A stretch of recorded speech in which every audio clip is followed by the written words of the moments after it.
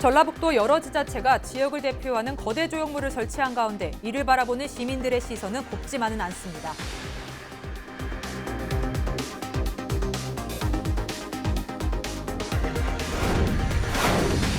최근 임실 지역에 들어선 오염토양 처리 시설에 대해 인근 주민들의 반발이 계속되고 있는 가운데 신설 변조소 대상 부지에 오염토양 처리 시설 부지까지 포함돼 성사 여부에 관심이 모아지고 있습니다.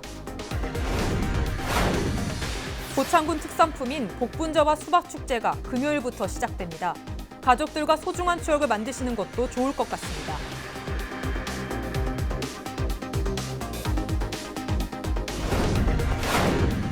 최근 임실에서 발생한 토양오염 정화업체와 인근 주민 간 갈등과 유사한 사례 방지를 위해 관련법 개정안이 발의됐습니다.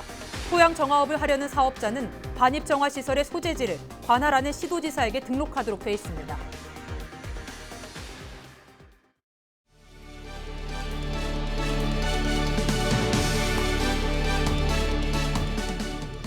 시청자 여러분 안녕하십니까? 헬로티비 뉴스 전북입니다.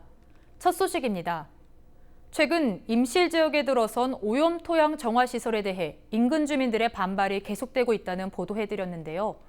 한국전력공사가 신설변조소 대상 부지에 오염토양 정화시설 부지까지 포함해 검토하고 있는 것으로 알려져 성사 여부에 관심이 모아지고 있습니다. 김남호 기자가 단독 취재했습니다.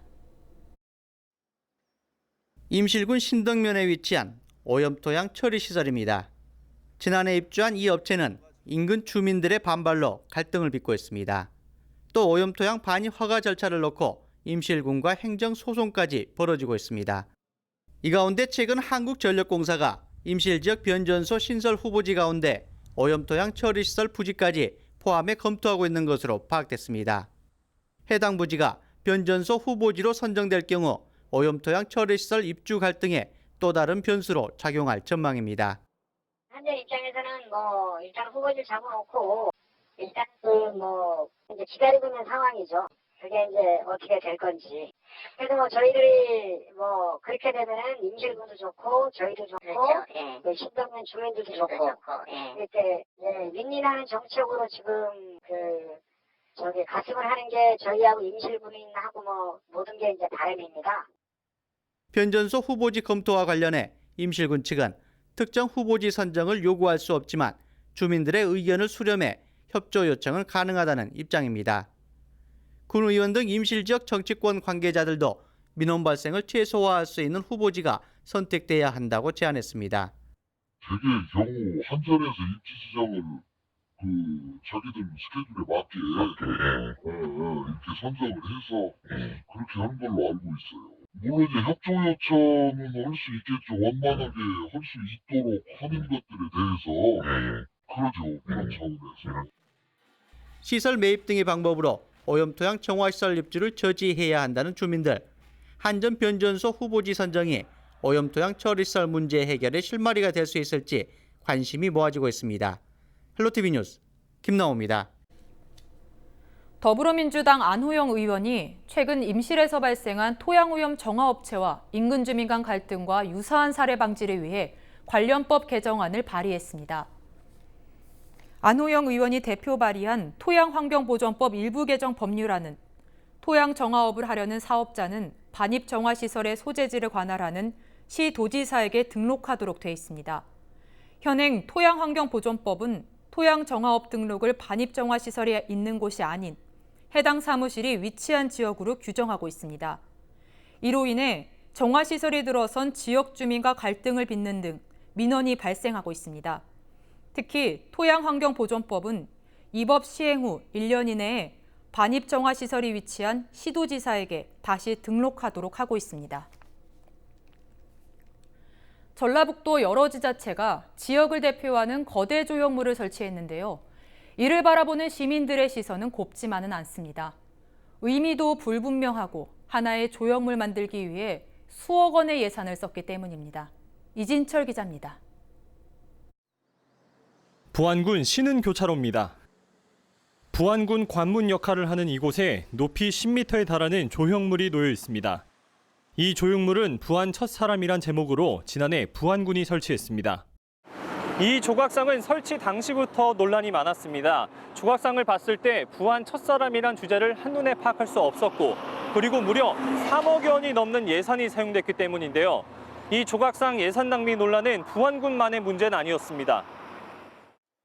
길이만 30m가 넘는 이 조형물은 김재 씨가 지난 3월 2억 8천여만 원을 들여 설치했습니다.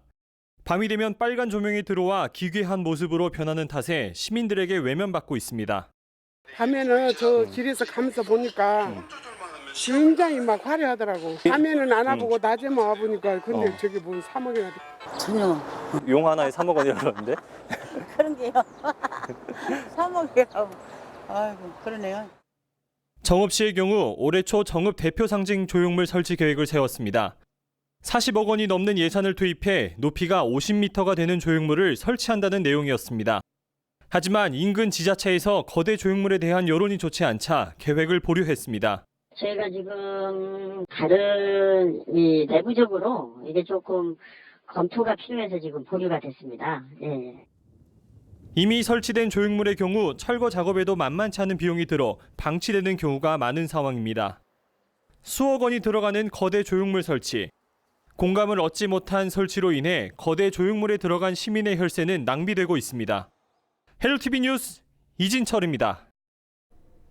전라북도 교육청은 전북 지역 유일한 자율형 사립고인 전주 상산고등학교가 기준 점수를 충족하지 못했다며 재지정을 취소할 예정입니다.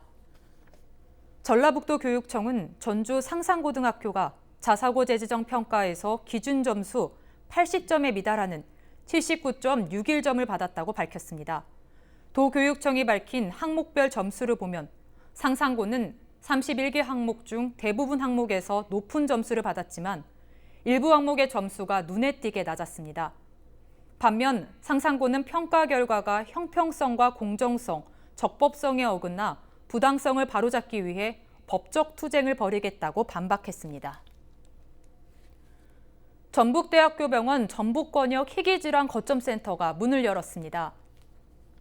전북대병원은 지난 2월 전북권역 희귀질환 거점센터로 선정됐으며 운영기간은 오는 2020년 12월 31일까지입니다. 희귀질환 거점센터는 희귀성 질환의 진단과 치료, 가족을 위한 전문 상담과 양질의 의료 서비스를 제공할 예정입니다. 전북대병원은 희귀질환 관련 인력의 전문성 강화를 비롯한 진료 협력 체계 구축을 통해 희귀질환자에 대한 포괄적인 서비스를 제공할 계획입니다. 고창군 특산품인 복분자와 수박축제가 금요일부터 시작됩니다. 이번 주말 나들이 계획 세우실 때 참고하셔서 소중한 추억을 만드는 것도 좋을 것 같습니다. 정명기 기자입니다. 잘 익은 선홍빛 수박입니다. 요즘은 크기가 사과만한 애플 수박도 인기입니다. 고창군의 또 다른 특산품인 복분자. 청와대 만찬에 오를 정도로 유명합니다. 수박과 복분자 주산지인 고창에서는 새콤달콤한 빨간 맛의 유혹이 시작됩니다. 구름에 누워 돌을 닦는다는 선운산 도립공원입니다. 고창 복분자와 수박 축제를 위한 막바지 준비 작업이 한창입니다. 올해로 16번째 열리는 고창 복분자와 수박 축제는 두 과일을 충분히 이용한 프로그램이 풍성합니다. 수박 빨리 먹기와 나르기 게임부터 두 과일을 차지하기 위한 철인 3종 경기까지 다양한 체험 행사가 진행됩니다. 크고 작은 여러 공연이 행사장 곳곳에서 펼쳐지고 특히 수박을 하나의 예술 작품으로 변신시키는 카빙 경연도 열려 색다른 볼거리를 선사할 예정입니다. 제16회 복분자와 수박 축제는 우리 고창 대표 농산물인 복분자와 수박을 마음껏 즐기고 맛볼 수 있는 대표 축제입니다. 어린 자녀들을 위해서 다양한 프로그램도 준비를 했습니다. 복분자와 수박 시식 코너는 물론 지역 특산물도 시중보다 싼 가격에 판매합니다. 농촌을 소재로 한 국내외 영화를 만날 수 있는 농촌 영화제도 축제 기간 잔잔한 감동을 전합니다. 고창 복분자와 수박으로 건강도 챙기시고 가족 단위 체험 이벤트가 준비되어 있어 추억을 담아가실 수 있습니다. 무더위를 이겨낼 고창 복분자와 수박을 맛보고 마시고 즐길 수 있는 축제는 21일부터 사흘 동안 펼쳐집니다. 헬로티비 뉴스 정명규입니다. 고창 농촌영화제가 열립니다. 고창 농촌영화제 조직위원회는 이영재 감독의 여름이 준 선물을 개막작으로 선정했습니다. 일본 소설을 원작으로 한 영화는 죽음을 관찰하고 싶은 소년들의 다소 엉뚱한 모험을 통해 마음의 상처가 치유되는 과정을 그렸습니다. 이 밖에도 농촌을 소재로 한 애니메이션과 한중일 대표 작품들이 23일까지 펼쳐집니다. 정읍 시가 감사원에서 주관한 2019년 자체감사 활동 서면 심사 평가에서 최고 등급인 A등급을 받았습니다. 이번 평가는 287개 기관을 대상으로 8개 심사군으로 분류해 4개 등급을 부여했습니다. 정읍시는 감사 인프라 분야와 감사 활동 분야, 감사 성과 분야, 사후관리 분야 등 4개 분야 15개 지표에서 고른 평가를 받았습니다. 전라북도가 2019 열린 관광지 공모 사업에 선정됐습니다. 문화체육관광부가 주관한 이번 사업에는 전라북도 전주시와 남원시, 장수군이 선정돼 국비 19억여 원을 지원받게 됩니다. 열린 관광지는 기존 관광지를 개보수해 장애인과 어르신, 영유아 동반 가족 등을 포함한 모든 관광객이 최소한의 관광 활동을 보장받을 수 있는 관광지로 만드는 사업입니다. 전라북도는 전문가들의 맞춤형 컨설팅을 거쳐 세부 개선 계획을 확정한 다음 선정된 관광지에 대한 열린 관광지 조성 사업이 본격적으로 추진할 계획입니다.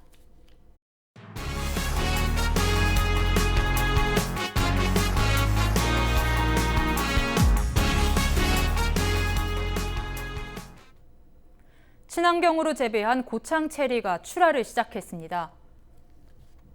고창 지역 12개 농가에서 재배하고 있는 체리는 수정 이후 농약을 살포하지 않았습니다. 고창 체리는 과육이 두껍고 단맛이 나는 수입산 체리보다 달짝하면서 새콤한 맛이 강한 것이 특징입니다. 고창군 농업기술센터는 지난 18일 고창 체리의 우수성을 알리기 위해 국립원예 특작과학원 등 관련 기관과 전문가 등이 참석한 가운데 현장 평가회를 가졌다고 밝혔습니다. 농생명 산업의 시원지인 고창에서 기능성과 소비 트렌드에 맞는 체리가 정착될 수 있도록 노력하겠습니다. 남원시가 우리마을 공동체 창안대회를 통해 신규 아이디어 20개 사업을 선정했습니다. 남원시는 이번에 선정된 20개 사업을 이달부터 오는 10월까지 5개월 동안 실행할 예정이라고 밝혔습니다.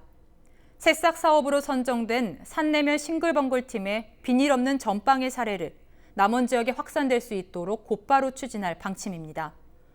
비닐 없는 전빵은 손님들이 장바구니 등 용기를 가져와 물건을 구입하면 할인해주거나 사은품을 전달하는 방식으로 비닐봉투 등 플라스틱 사용을 억제하고 있습니다. 공동체를 활성화하고 주민들 간의 공동체 의식을 활성화하는 것이기 때문에 이런 사업을 통해서 그런 의식의 활성화라든지 기대를 합니다. 300일의 부안군 의회 1차 정례회 일정이 모두 마무리됐습니다. 이번 회기에서는 2018 회계연도 결산 승인안과 예비비 지출 승인안 등 모두 14건의 안건을 처리했습니다. 마지막 날 열린 본회의에서는 김정기 의원이 5분 자유 발언을 통해 부안군의 소통과 적극 행정을 강조했습니다.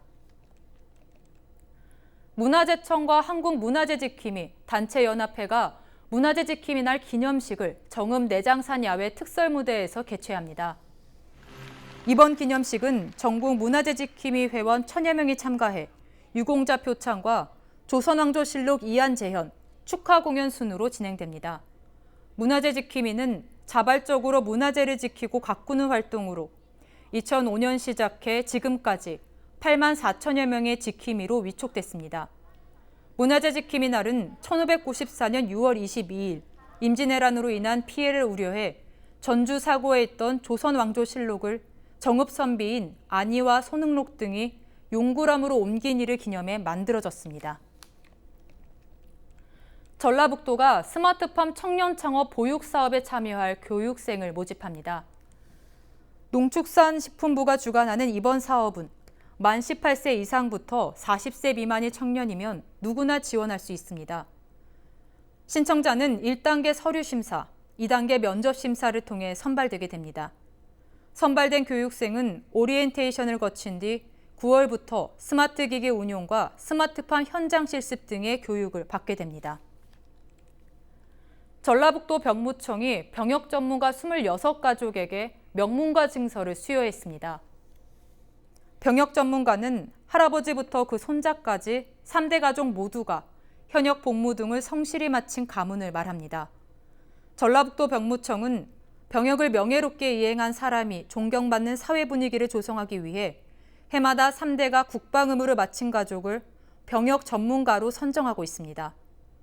2004년부터 시작된 수여식은 현재까지 159가족이 병역 전문가로 선정됐습니다.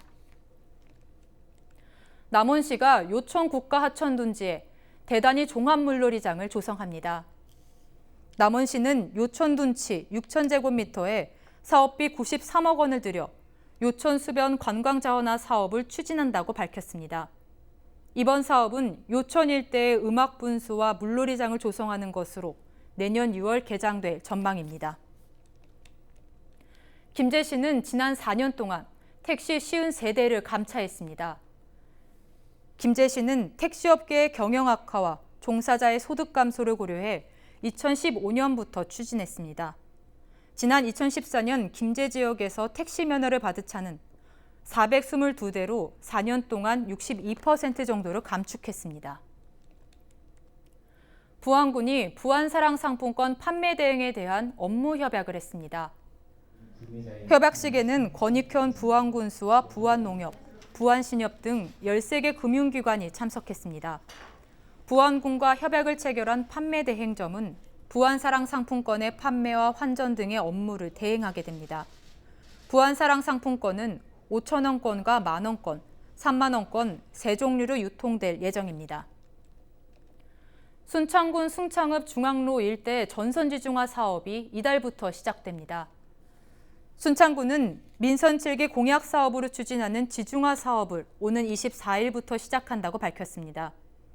이 사업은 순창읍 중심의 중앙로 1.2km 구간 전선 등을 지하에 매립하는 것으로 39억 원이 투입됩니다.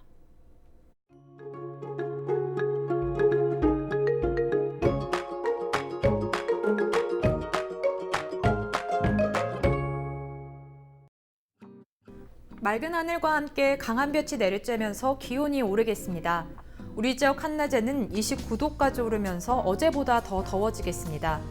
미세먼지 농도는 보통 수준으로 공기도 깨끗하겠습니다.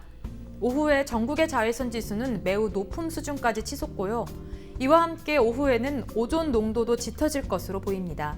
자외선 차단에 각별히 신경 써주시기 바랍니다. 주간 날씨입니다. 금요일에는 다시 우산을 챙기셔야겠습니다. 다음 주 월요일까지 전국 곳곳에 소나기가 올 전망입니다. 바다 날씨입니다. 바다의 물결은 0.5m로 다소 잔잔하게 일겠습니다. 서해 남부 해상에는 안개가 짙게 끼는 곳이 있겠습니다. 항해나 조업하는 선박들은 참고하시기 바랍니다. 전국 날씨입니다. 전국적으로 낮 기온이 크게 올라 덥겠습니다. 서울과 강원의 아침 기온은 20도 안팎으로 시작해서 낮 기온은 서울 27도, 경북 31도까지 오르겠습니다. 낮 동안 장시간 바깥 활동할 경우 물을 자주 마셔주시기 바랍니다. 보통 이 시기 제주도에는 장맛비가 시작되는데요. 올여름은 예년보다 일주일 정도 늦은 지각장마가 예상됩니다. 제주와 남해안은 다음 주에, 중부와 남부 내륙은 7월 초쯤 장맛비가 시작될 전망입니다. 날씨였습니다.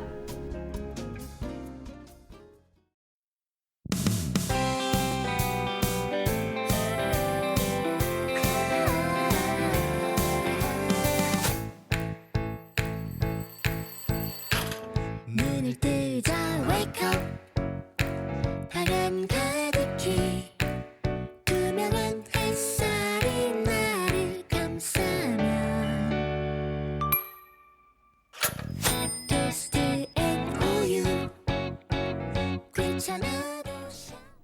이상으로 뉴스를 마칩니다. 저희는 언제나 지역 주민 여러분 곁에 있겠습니다. 고맙습니다.